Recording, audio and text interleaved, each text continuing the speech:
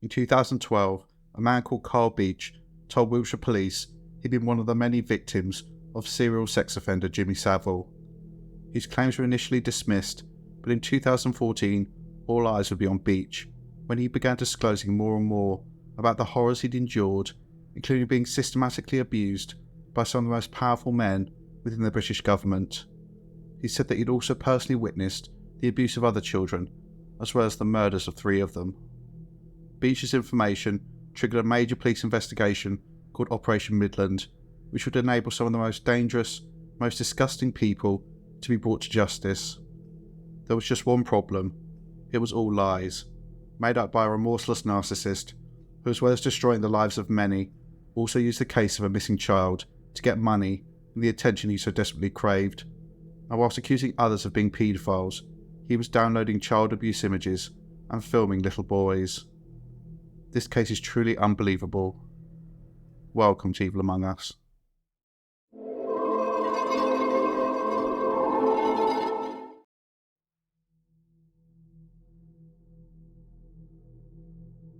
On Wednesday the 3rd of October 2012, an ITV documentary was broadcast called Exposure, The Other Side of Jimmy Savile, which laid out the crimes of this well-known British entertainer who had died the year before. The programme showed that Savile was a prolific sexual abuser, believed to have molested and raped more than 400 children over the course of 6 decades. But it wasn't just the sheer scale of his offending which sickened the public, it was the fact that rumours about Savile's depravity were well known and even reported to the police, but nothing was done. Instead, he rubbed shoulders with the royal family, was knighted, and even given unfettered access to schools and children's hospitals where he had a never-ending supply of victims. Many brave people came forward to recount their stories of abuse at the hands of Jimmy Savile, laying bare trauma that many had struggled to live with for decades. However, in order to provide proper context for this case, we have to discuss an uncomfortable truth, and that is the fact there are some sick and disturbed people out there who use situations like this for their own ends. Those who will make the most heinous false allegations and piggyback off the most despicable crimes or national tragedies in order to get attention, and sometimes to deliberately hamper the police due to their own pathetic hatred of authority. As an example, in 1978 and 1979, at the height of the search for Peter Sutcliffe, the Yorkshire Ripper, the police received an audio recording and several letters, apparently from the killer.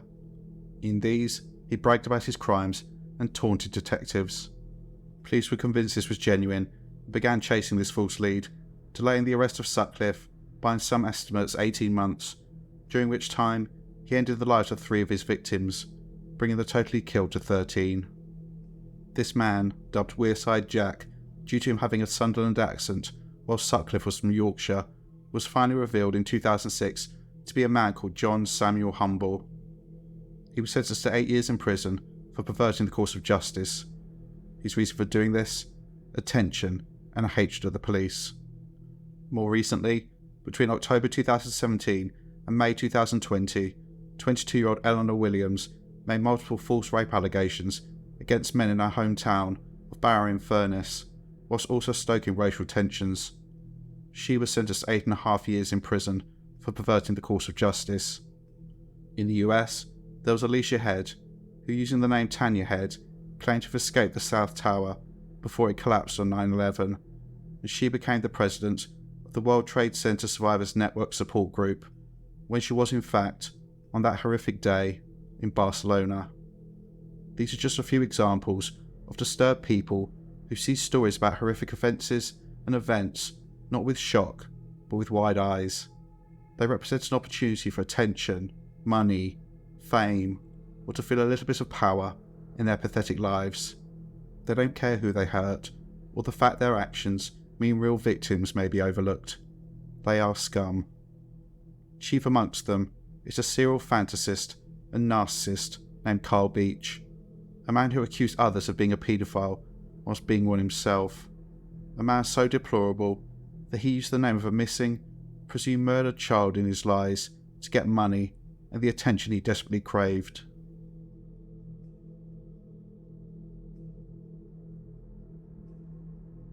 This is a complicated one, with many strands which I need to highlight as we go along. Some of you may know this case, many of you likely not, but it's not only about a fantasist who came up with the most disgusting allegations, but also about a devious and potentially very dangerous paedophile. I'll try to cover all the information and then bring everything together for our profile. So Carl Stephen Beech was actually born Carl Stephen Gass in 1968 in Wrexham, the only child of Robert and Charmian Gass. His parents split up shortly after his birth, and whilst extremely close to his mother, Beech had no contact with his father during his childhood. In 1976, when Beech was 9 years old, Charmian married a man called Raymond Beech, a major in the British Army, and the family moved into military accommodation at Wilton Barracks in Wiltshire. Raymond was a harsh disciplinarian with a drinking problem, and is reported to have been violent within the household. Raymond didn't have a good relationship with Beech, and his 3 children from his previous marriage also didn't like him. They would come to visit, and it was clear that Beech was jealous of anyone else getting attention, and he would make up lies about them to his mother in order to get them into trouble. Charmian would always take his side, regardless of whether he was clearly lying or not. She doted on her son, but it appears she never held him accountable for anything he did. Someone who knew the family later stated, quote, "Carl was very spoilt and would lie in order to get others into trouble." The marriage between Charmian and Raymond lasted just a few months, and it appears to have ended due to his violent behaviour. Raymond eventually retired from the army and died in 1995. Carl Beech, as we'll get to, claimed that Raymond had sexually abused him repeatedly during his childhood, something his family have always denied, and to be clear, there's no evidence to support this. It's also very curious that despite this apparent abuse, Beech took his stepfather's name and used it throughout his life. I'm not sure why someone would willingly carry the surname of their abuser around with them. Beech went on to train as a nurse, and it's here where he met a woman called Dawn Morgan. The pair moved to Gloucester and married in 1992 when he was 24. They had 1 son together, born in 2002. Carl Beech was employed in the field of nursing for over 20 years, including a period where he worked on a paediatric ward, which looking back on things now is alarming, and things get worse. There's a worrying trend in Carl Beech's background. This revolves around him wishing to be noticed, to be in a position of influence and power, but also around children, with his ideal situation appearing to be a combination of these 2 things. He was appointed Chair of Governors at the Beech Green Primary School and Vice Chairman at the nearby Seven Vale School. These positions would inevitably have given him a greater level of access to school premises. However, this is mild compared to what other positions he placed himself in, as we'll get to. Whilst Carl Beech was apparently not physically abusive in his marriage to Dawn, he was clearly an abuser, as later reported by her brother, who stated, quote, "I never liked the bloke in the first place. My sister could have divorced him on grounds of mental cruelty. He was controlling all the money. He would give her just a pittance to live on. She wanted to leave him, and he said, 'You can't leave me. We can't afford it.' He just lives in a fantasy world. He had lots of financial problems because he would comfort spend when he was unhappy. He once bought a large Winnebago camper van that he could not afford. He would always run home to the Bank of Mummy when his cash ran out, and she would bail him out." The marriage ended in 2011, and Carl Beech decided that he would soothe his ego by paying for expensive holidays to places like New York, putting himself further and further into debt. By 2012, Beech was broke and desperate. It's clear that during the same year, Carl Beech was searching for a way out, and police found evidence that he'd been researching how to make a claim with the Criminal Injuries Compensation Authority. This is a government agency that pays out compensation to the victims of serious crimes, particularly people seriously injured as a result of violence, rape victims, and the parents of murdered children. I think that at this point, this selfish, self-absorbed, soulless abuser, who had spent his life lying and getting away with it, had already decided he was going to claim his stepfather Raymond had abused him. But then the Jimmy Savile documentary was aired, and Beech decided that he would be one of his victims. This way, he could milk the system for everything he could get, not just money, but also attention. He then came up with a story and called the Metropolitan Police in London, who were now tasked with investigating high-profile historic sexual abuse cases, and claimed the programme had now given him the bravery to come forward. He was directed to initially speak to his local force, Wiltshire Constabulary, and on Thursday the 6th of December 2012, he was interviewed by detectives. Beech claimed that he'd been raped by his stepfather, Major Raymond Beech, repeatedly, who had then introduced him to a group of abusers, including Jimmy Savile. There was also an unnamed lieutenant colonel and up to 20 other unidentified men whose names he said he didn't know. He claimed that he was regularly taken out of school to be sexually abused by his stepfather and Savile. This continued even after his mother had separated from Raymond. He said that over 9 years that he claimed his abuse occurred, in the 1970s and early 1980s, an unnamed driver took him to sex parties at military bases and later at central London locations. Carl Beech claimed that he had bravely made himself available during all of this time to be abused so that other children did not have to suffer this horror. He also told detectives that a friend called Aubrey had also been abused by the same group. We'll come back to Aubrey later, so keep that name in mind. Interestingly enough, this is when Beech made his first compensation claim to the Criminal Injuries Compensation Authority, with him seeking money due to the abuse he'd suffered at the hands of his stepfather. This was rejected. This rejection was likely due to Wiltshire police smelling a rat. They investigated Carl Beech's claims but found no evidence whatsoever. They also spotted immediate issues with this story. They noticed that during the 9 years that Carl Beech claimed to be abused, he'd moved frequently, changing schools, etc., but he was apparently always located by these men and taken out of classes, and no one had noticed or raised any sort of alarm. Also, looking into Raymond Beech, they found no evidence that after the breakdown of his marriage to Charmian, he had any real contact with the family again. This was largely due to an injunction being put in place, but according to Beech, his stepfather had followed him around the country to abuse him. Wiltshire police closed the case and sent a file to the Metropolitan Police, specifically stating they didn't feel there was any credibility in the claims of Carl Beech.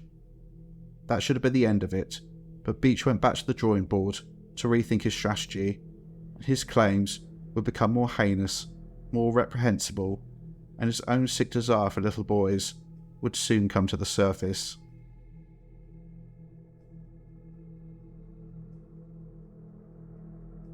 Carl Beech had not been believed, but he was undeterred. He needed money and attention, and he would do anything to get it. Beginning in 2012, he began writing online blog posts, documenting his experiences of the most horrific sexual and physical abuse at the hands of Jimmy Savile, his stepfather, and other, at present, unnamed men. He even produced body maps, which he claimed showed the torture he'd endured. Beech described repeatedly being raped, beaten, strangled, and held underwater. The last type of abuse, he said, had meant he had a lifelong fear of swimming. In November 2012, Carl Beech began volunteering for the National Society for the Prevention of Cruelty to Children, the NSPCC. He continued in this role until July 2015 and is reported to have volunteered in 33 schools. This apparently involved going into schools and running workshops and giving presentations, and included teaching children about abuse and what to do if someone touched them inappropriately. This is truly sickening, given that a few months after he started in this position, Carl Beech was regularly downloading indecent images of children, including those which depicted the rape and torture of little boys. He was also regularly filming children in and around his home, and on one occasion filmed his son's male friend urinating in their home. As well as working for the NSPCC, Carl Beech was still a governor at 2 schools. It's clear he was obsessed with children, and as we'll return to later, was placing himself in positions where he could abuse them, just like Jimmy Savile. In 2013, Beech applied to appear in a documentary after answering an online advert from producers who were looking to interview victims of Savile. He appeared anonymously on the programme, using his middle name Stephen. My father started it, started being very violent He used to drink quite heavily. And it started from there. I suppose over quite a short space of time it escalated quite quickly from, just being hit to being kissed and touched, and I don't really know how many months before others were involved, to wherever it happened to be, that there'd be a guest coming that evening or that day or whenever it was, but not always. No names were ever used, just didn't use names at all. And yeah, he came probably a couple of times a year over several years, just odd occasions. There was nothing different about the event, it just that there was somebody different there. Did Savile abuse you directly? Yes. Yeah. He was just sadistic in what he wanted to do and what he wanted other people to do. However, this was not on the main channel and seemed to sink without much of a trace, so Beech went back to the internet. He joined abuse survivor websites, relaying his full stories to real victims and asking them about their trauma. He would then take details from this and weave it into his own narrative. It's even reported that he contacted a real victim of Jimmy Savile and later used some of the details he was told in his full statements to the police. Police later recovered a manuscript Beech was writing called Untold Stories: How I Survived a Child Porn Ring. This, it was found, had details taken from the book of another child abuse survivor. Clearly, Carl Beech was planning on eventually publishing this to line his own pockets. Beech even set up an organisation called Raising Awareness for Victims and Survivors of Child Abuse and launched a Just Giving fundraising page which raised more than £2,000 in donations. I cannot find anywhere whether he actually donated this money, but I highly doubt it. It's very important at this point to highlight something which shows just how disgusting and twisted Carl Beech is, and that is, I have no doubt that he was getting off on talking about the abuse of children and hearing what other people had gone through. He didn't despise the people who'd done this to them, he wanted to join them. And whilst on a site for child abuse survivors, he no doubt, in another window on his computer, was downloading videos and images showing the violation of children. Beech's posts were wildly inconsistent and unbelievable. Details frequently changed, and he made some truly bizarre claims. On one occasion, he claimed that, quote, "Sometimes, when I'd broken the rules, been bad, they shut me in a room of wasps." However, at this time, there existed a perfect storm of public outrage and suspicion, which only grew as more celebrities were arrested and convicted for historic sex offences. This included weatherman Fred Talbot, who was jailed for abusing boys in the 1970s and early 80s. There was also publicist Max Clifford, who was jailed for the abuse of girls and women between the 1960s and 1980s. And most notably, there was Rolf Harris, who was jailed after being revealed to be a repeat sex offender through the 1960s, 70s and 80s. It needs to be said here that of course there are groups of evil men who abuse children, and of course there are powerful men who use their fame, money and influence to abuse the innocent. Denying these facts would be ridiculous. The issue is that the lunacy I'm about to describe in the next few sections make it even less likely that these people will be brought to justice. In this case, objectivity seemed to go out of the window entirely, and any ridiculous claim was being believed. This makes it more difficult to prosecute real criminals who, given their status, often have the money to hire the best representation, who will highlight the bumbling incompetence of the police to put doubt in the jurors' minds. I mean, a room full of wasps. For fuck's sake, do me a favour. With the sharks with freaking laser beams attached to their heads not available. I joke, well, try to highlight how ridiculous this whole situation was.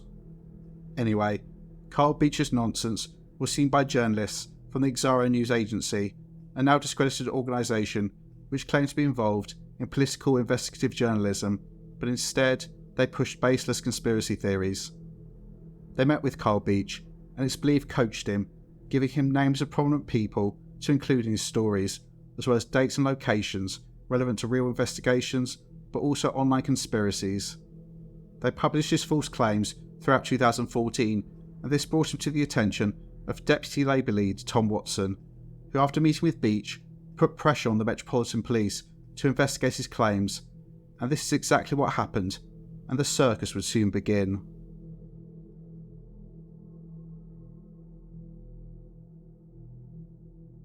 Beginning on Thursday the 23rd of October 2014, Carl Beech gave a number of interviews with detectives from the Metropolitan Police, in which he spouted his load of absolute bollocks. In the almost 2 years since his first contact with Wiltshire Police, Carl Beech's story had evolved into something straight out of a horror movie.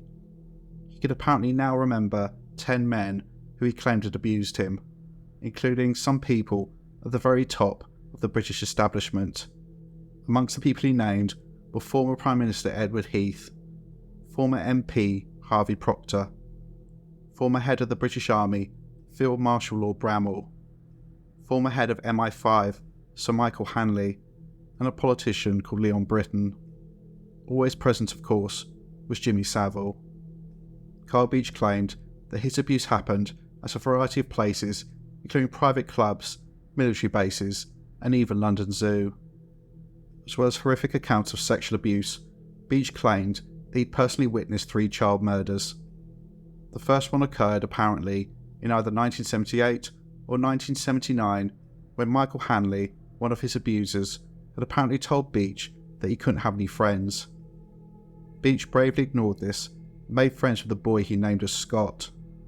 One day, he was walking with Scott when a car approached and hit his friend, killing him, as Beech emotionally recalled in his interview. This man should definitely get an Oscar. I heard the car, the engine, and as I turned round to see what the noise was, it hit him.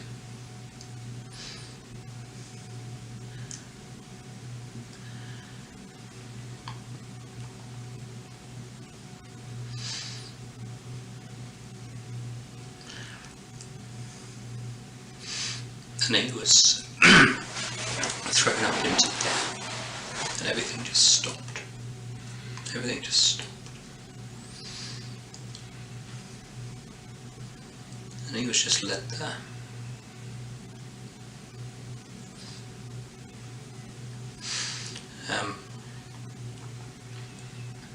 And there was no noise, nothing, silent.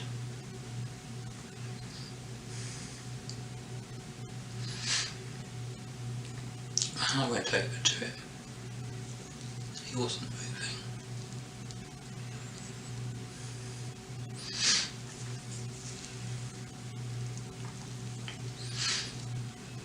Then tissue.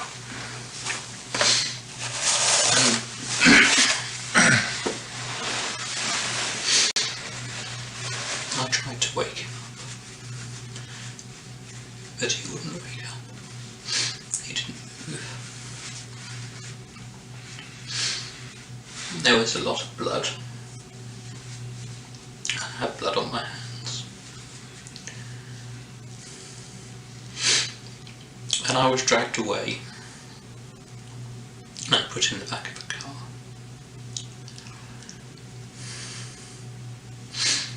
And I tried to get out, and I tried to smash the window, and I couldn't. And I had, the next thing I knew, I had something in my arm. There was a pain in my arm, and I don't remember anything else after that. And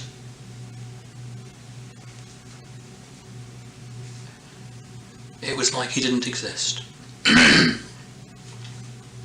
Nobody talked about him. Nobody mentioned him. It's like he didn't exist.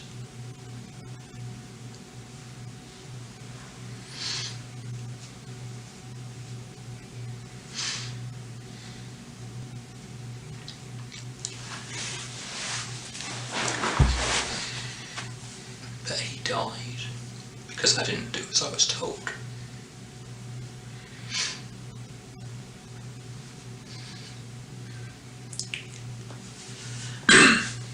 And I just wanted a friend. It was during 1979 that Beech claimed that he saw his second murder. He said that during an abuse session, a boy was raped and strangled by Harvey Proctor before being tied to a table and stabbed by him and another man, with them cutting his legs and chest. Beech said, quote, "I tried to untie him, but I couldn't. There was a lot of blood. He just kept saying sorry." Sickeningly, Beech helped create an e-fit of this child, and he deliberately pointed them in the direction of 15-year-old Martin Allen. Martin went missing from King's Cross Station in London in November 1979. He remains missing to this day. This was a case he was found to have been researching at his home address, in amongst downloading child abuse images. Without verifying any of this information, the relatives of Martin Allen were actually contacted and told this full story. The police later had to apologise to the family, admitting that they'd been duped by a paedophile. The last murder apparently happened in either 1978 or 1979, when Beech claimed that Michael Hanley had ordered him and 3 other boys to choose which of them would die during an abuse session, before the child that was chosen was beaten to death in front of him. While some of this may have been credible, other details that Carl Beech gave were truly bizarre.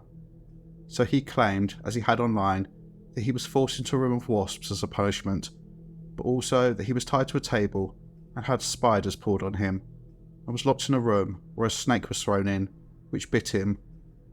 He also reported being held underwater, stabbed, and electrocuted. He also produced almost childlike drawings he had made of the violence he claimed he was subjected to. Beech didn't give surnames of any of the children, instead only first names, including, as already mentioned, Aubrey, who was apparently a childhood friend, and there was also someone called John. I have no doubt that, like his online chats, Carl Beech was getting off or recounting his stories of abuse to the police before going home and masturbating, whilst thinking about what he said and looking at his disgusting images. Beech also claimed that Harvey Proctor had threatened to cut his penis off with a penknife, but apparently decided against this and handed the weapon to Beech as a keepsake. He said that he kept this for 3 decades and handed it to the police. Carl Beech claimed that a man who he was still in contact with was also one of the victims, and he was given the pseudonym Fred. Fred was apparently, due to fear for his life, communicating with Beech through a Proton Mail account, but eventually contacted police directly, backing up Beech's allegations. If detectives at the Metropolitan Police had undertaken even a little bit of, their job, they would have noted discrepancies in Carl Beech's statements to them and his blog posts online. They would have found there were no records of any road traffic accidents involving the death of a child in the area that he claimed Scott was run over. Also, if they'd spoken to members of his family, they would have found out that the knife he handed to them had been used by his grandmother to cut fruit and had been kept in the memory box by him all these years. Also, they would have discovered that Fred and Carl Beech were in fact the same person, and he had been, essentially, emailing himself. However, none of this was done, and on Friday the 14th of November 2014, the Metropolitan Police began Operation Midland, an investigation solely on the word of Carl Beech. This was led by Detective Superintendent Kenny MacDonald, and rather than showing any sort of restraint, 2 months after the claims were first made, and before any checks had been undertaken, he stated that information provided by Nick, the pseudonym given to Carl Beech, was, quote, credible and true. Beech's lies were soon splashed across every newspaper in the country. Some of the men who'd been accused were long since dead. Edward Heath died in 2005, and Michael Hanley passed away in 2001. However, Lord Bramall, Leon Britton, and Harvey Proctor were still alive. However, Leon Britton passed away in January 2015 before he could be absolved of these allegations. This left Lord Bramall and Harvey Proctor, and on Wednesday the 4th of March 2015, both of their homes were very publicly raided, and both men were not arrested, but taken in for questioning. The inappropriateness of the police's actions is demonstrated by the fact that certain detectives were regularly calling Carl Beech, giving him updates on the police investigation, including one who called him while standing in the house of Harvey Proctor during the raid, giving him a blow-by-blow account of what was happening. They also helped Beech resubmit his claim for compensation to the Criminal Injuries Compensation Authority, and this time it was successful, and he was awarded £22,000. Whilst this was meant to be for counselling, he used this as down payment for his dream car, a Ford Mustang. It was later reported that Carl Beech was a controlling, rude and obnoxious man who officers avoided upsetting because of his behaviour. Both Lord Bramwell and Harvey Proctor obviously denied the allegations made against them during their interviews. Detectives from the Metropolitan Police investigated the claims of Carl Beech, but they found absolutely no evidence. There were no witnesses and no forensic evidence, and discrepancies were also being noted in his story. Moving into the beginning of 2016, detectives finally started pushing back and asked to interview Beech on several occasions to go over details in his accounts, but he kept cancelling these and would not return phone calls. He tried to withdraw entirely from the situation, citing issues with his mental health. The reality was, he had gotten his money and some attention, and could see that things were starting to fall apart. Operation Midland concluded in March 2016, 16 months after it began, having cost £2 million, and during this time, not a single arrest was made. The Metropolitan Police had been made to look like fools, and they finally began looking into Carl Beech, and soon they would find they'd been manipulated and played by a predatory paedophile.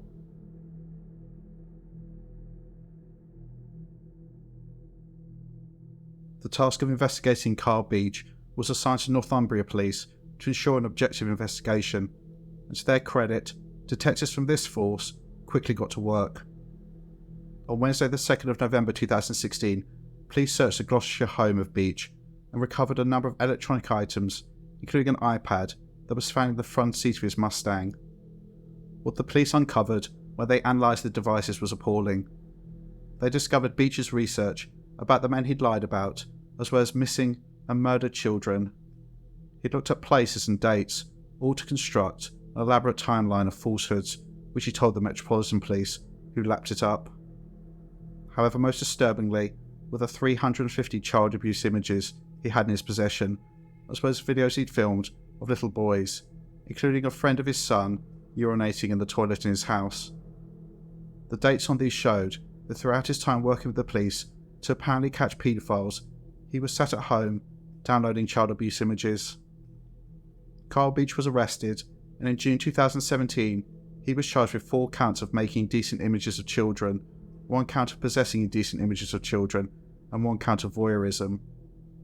On Thursday the 25th of January 2018, Beech appeared in court and pleaded not guilty to all the charges and was released on bail pending his trial, which was due to be held at Worcester Crown Court on Tuesday the 31st of July 2018. His defence shows just how disgusting this man truly is. He tried to blame his teenage son, claiming it was him who downloaded the indecent images, who had filmed young boys in public and had filmed his friend using the toilet. This creature has no shame. As to the investigation into his lies, in contrast to the absolute incompetence of the Metropolitan Police, the speed and depth of the work undertaken by Northumbria Police is impressive. They obtained Carl Beech's medical records, which showed no evidence of knife wounds, no burns from being electrocuted, or really any serious injuries of any kind, contradicting his claims of torture. Detectives also determined that locations and timings did not match up. Photographic evidence and witness statements placed Carl Beech often miles away from where he claimed to be, as well as nowhere near the individuals in positions of authority he said had abused him. They even went as far as finding numerous photographs of Carl Beech in pools, contradicting his claims that due to being deliberately held underwater by his abusers, he had a lifelong fear of swimming. They also obtained old school reports from Beech's family, which showed that rather than being absent from school frequently, as he claimed when he was being transported to sex parties, his attendance was exemplary. Lastly, police were able to work out who Aubrey and John, 2 children he claimed to have been abused, actually were, based on details he'd given, and matching this with people that Beech knew in his life. These men were tracked down, with one of them turning out to be Beech's best man at his wedding. They denied that they'd ever been abused, and said they had no idea what the officers were talking about. Eventually, in July 2018, a few days before his trial for the indecent images began at the end of the month, Carl Beech was charged with 12 counts of perverting the course of justice and 1 count of fraud related to him obtaining £22,000, apparently for counselling, which he'd spent on a car. So Carl Beech was fucked. This got even worse when he didn't turn up to his trial at Worcester Crown Court, and a warrant for his arrest was issued. Little did the court or police know that by this point, Carl Beech had fled the country.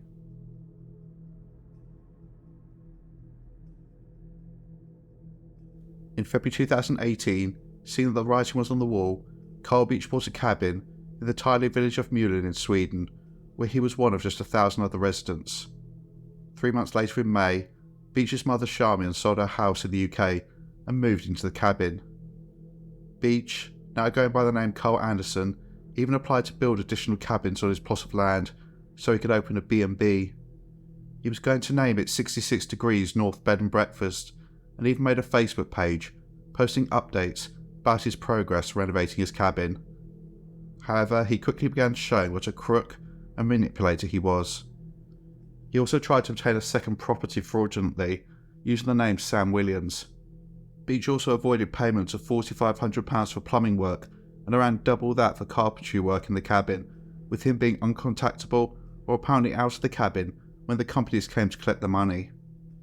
It's clear that Carl Beech thought he was very clever. He had chosen a remote, tiny village to move to, hoping he would blend in and never be found. He was wrong.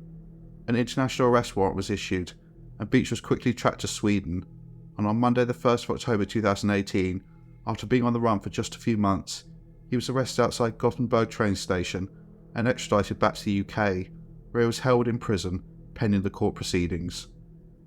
On Tuesday the 22nd of January 2019, Beech pleaded guilty to the indecent image offences. Sentencing for this was delayed until the outcome of the case related to the lies he told the police had been resolved. However, despite overwhelming evidence that he was full of shit, Carl Beech continued to maintain his innocence, and so on Tuesday the 14th of May 2019, his trial began at Newcastle Crown Court, which lasted 10 weeks. The prosecution destroyed Beech. They took everything apart. They showed all the discrepancies, all the lies. They had people who he claimed had been abused testify that he was lying. Beech's ex-wife Dawn gave evidence, stating that whilst he'd said to her that his stepfather had abused him, he had never mentioned anything about being the victim of a paedophile ring or witnessing the deaths of other children. They highlighted how this pathetic man, after blubbering in police interviews, was going home and downloading child abuse images, as well as filming little boys.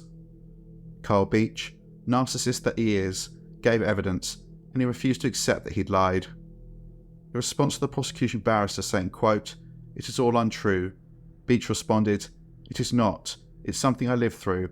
It's something that still affects me today, still causes me problems today. I can only report my memories, my own truths, and it happened." Beech then continued his conveyor belt of bullshit, claiming that he had a childhood friend who could corroborate his story, but he wouldn't disclose their name because this person hadn't given him permission to do so. The defence's strategy was weak, as it often is in a case where someone's clearly guilty.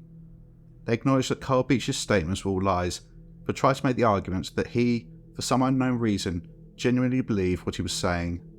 So they were trying to portray Beech as not a sophisticated, manipulative paedophile. He was a mentally ill man, someone who genuinely believed what he was saying.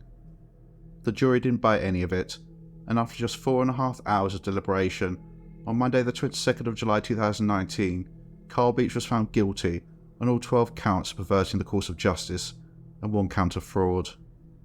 4 days later, on Friday the 26th of July 2019, he was back in court for sentencing in front of Mr. Justice Goss. Addressing Beech, Justice Goss said, quote, "Your actions traduce reputations by maliciously making lurid and the most serious false allegations against distinguished former public servants no longer alive and accused living persons of the highest integrity and decency of committing vile acts, including rape, torture, and child murder. The distress, anger, and loss caused to the individuals you accuse and their families, some of whom died during the process, has been immense. Your false allegations of behaviour had another very significant aggravating feature, serving to undermine the situation in cases of those who have genuinely been abused, thereby deterring them from making or pursuing allegations because they may be disbelieved.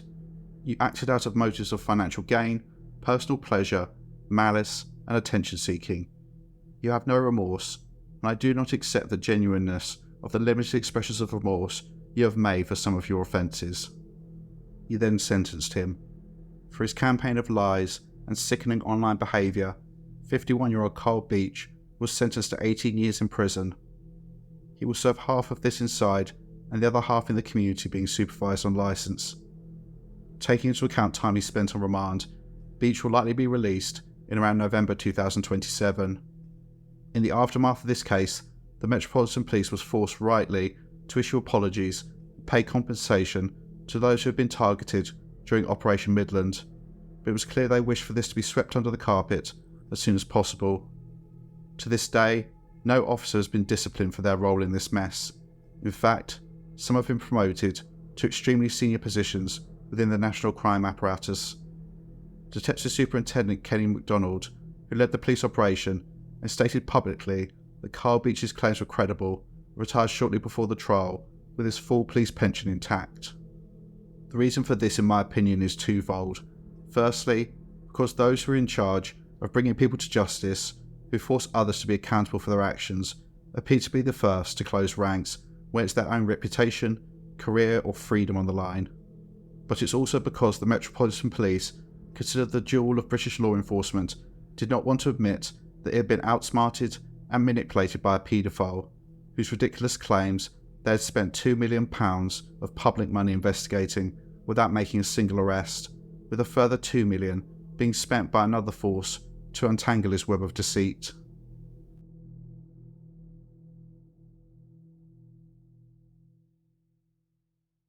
This case makes me so angry for many reasons. Primarily, this is because I think that those who abuse children should be hunted down, dragged before the courts and thrown in prison for the rest of their lives.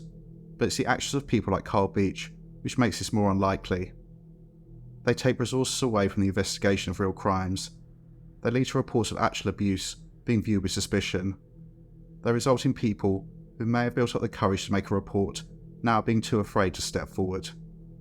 This man, I use that term loosely, is so disgusting and so selfish, it's hard for me to hold back my venom when talking about him. Carl Beech is clearly a narcissist without any form of empathy whatsoever, a fraud, a disgusting pervert. But how did he become like this? In my opinion, it all stems from his childhood. He claimed that he was sexually abused whilst he was growing up, and whilst you can never refute or confirm this entirely, I think this is all just another lie. Instead, I believe that Beech was, as someone subsequently reported, a child who was extremely spoilt by his mother, someone who was likely made to feel special for no reason. He could do no wrong. When he didn't get his own way, or didn't get the attention he thought he deserved, he would lie to get others in trouble. He was also obsessed with money and status, living well beyond his means, continuously running back to mummy who would bail him out. I imagine that Carl Beech, if you actually met him, would be a giant man baby, someone who wanted everything whilst giving nothing in return. I imagine he's been a scammer for years, lying to get attention and a few pounds in his pocket. However, I think that as the years went on, simply from reading news articles, he quickly understood the power that sexual assault allegations have. They can destroy people's lives, but importantly, there's something that people will often believe without question due to feeling bad about doubting someone. So someone can make a claim, and even though people think they might be lying, no one's likely to push back on this. There was also money in it. He could claim compensation. Again, they would be unlikely to say no. What sort of an organisation would say no to someone who claimed they were raped as a child? The Jimmy Savile situation was ideal for Carl Beech, and it takes a special kind of evil to perceive this horror in the way that he did. As opposed to myself and everyone else in the country who read about Savile's crimes with disgust, Beech was rubbing his hands together with glee and was thinking, how can I make money from this? And so he researched his narrative, making it more and more elaborate, bringing in other names, locations, and even using the case of a missing child to construct his absolute pile of bullshit. He saw that the climate at the time was such that there was a panic about high-profile paedophile rings. If he could tap into this, he would be made. And so off he went, with his bollocks stories about being locked in rooms with wasps and snakes. I imagine that Beech must have at times been shocked with the fact that he was able to get away with this, considering how nonsensical it was. The money was one thing, but he also loved the attention. The fact that police officers were calling him when they were raiding other people's homes, turning their lives upside down based on his say-so. He must have felt so powerful. However, I think there's a separate element to this case, which is where the true evil lies, and which I've mentioned throughout the video, and that is Carl Beech's paedophilic tendencies. He's clearly a man who, likely for decades, has had a sexual attraction to little boys, and he likely read about the crimes of Jimmy Savile with glee, with admiration. I think it's clear he was trying to emulate this piece of shit, placing himself in positions where he could get access to children to abuse, hence why he was a school governor and volunteered for the NSPCC.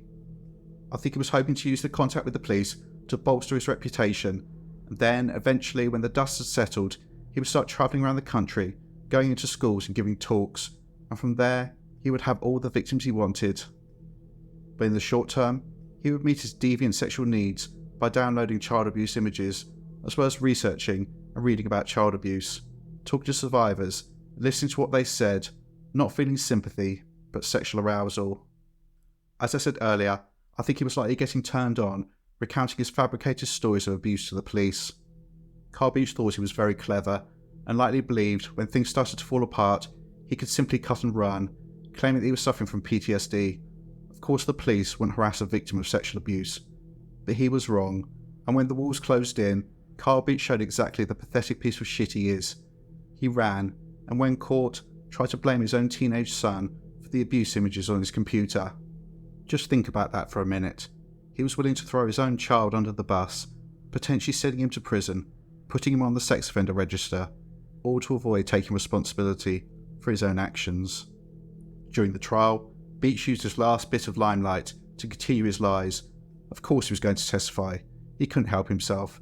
He wasn't going to be labelled a common criminal, so he just stuck to his guns. I'm not lying, and I have someone who can back me up, but I'm not going to tell you who they are, but I'm telling you the truth, honest. Carl Beech will be out of prison in approximately 2 years, and I wonder what he'll do next.